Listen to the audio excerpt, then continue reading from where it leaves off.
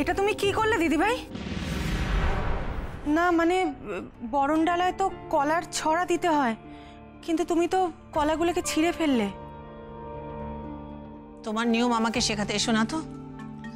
আমি এই বাড়ির বড় বউ, তোমার অনেক আগে আমি এই ফ্যামিলিতে এসেছি, আর তোমার চেয়ে অনেক বেশি দিন আমি এখানে সংসার করছি। এক সেকেন্ড, কি বললে তুমি? তুমি ছোট কাকির থেকে বেশি দিন ধরে সংসার করেছো? কেন, তোমার তাতে কোনো সন্দেহ আছে? তোমার নেই?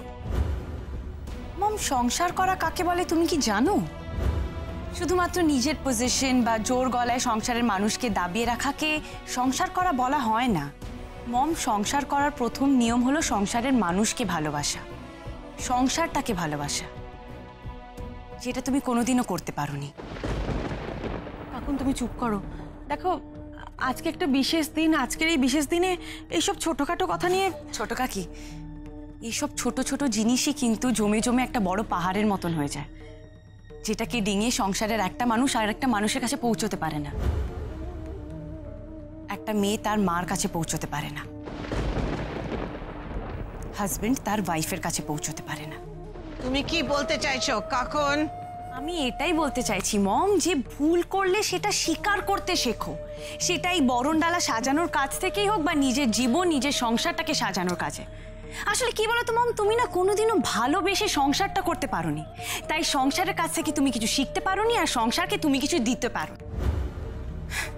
মম, এই কিছুক্ষণ আগে তুমি বললে না যে তুমি এই বাড়ির বড় বউ, তাতে কিন্তু একমাত্র তোমার অ্যারোগেন্স বেরিয়ে এলো। স্টপ ইট কাকন, তুমি তোমার অধিকারের সীমা ছাড়িয়ে যাচ্ছ। মম, এই বড় বউ কথাটা কিন্তু তোমার মুখে মানায় না, সেটা একমাত্র রাধাকে মানায়, কারণ রাধা হলো এই বাড়ির যোগ্য বৌমা। কাকন, তুমি তুমি কি তুলনা করছো? হ্যাঁ, এরকম এরকম তর্ক করতে নেই কাকন। আমি তোমাকে বলছি তুমি চুপ করো, তুমি তর্ক করো না কাকন। তুমি বোধহয় তোমার পছন্দের জিনিস আবার খেয়ে এসছো, তাই না কাকন?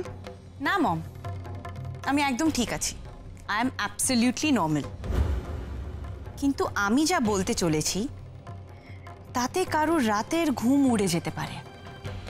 তুমি জানো ছোট কাকি, রাধাকে যে বিষ দিয়েছে সে অ্যাকচুয়ালি একটা মহিলা। হ্যাঁ, হারুর কাছ থেকে পুলিশে ইনফরমেশন বার করেছে। কি বলছো তুমি কাকন? মহিলা? না মানে এই কাজটা কোন মহিলা করতে পারে? রাধার সব থেকে বড় মহিলা শত্রু কে হতে পারে সেটা তুমি ভাবো।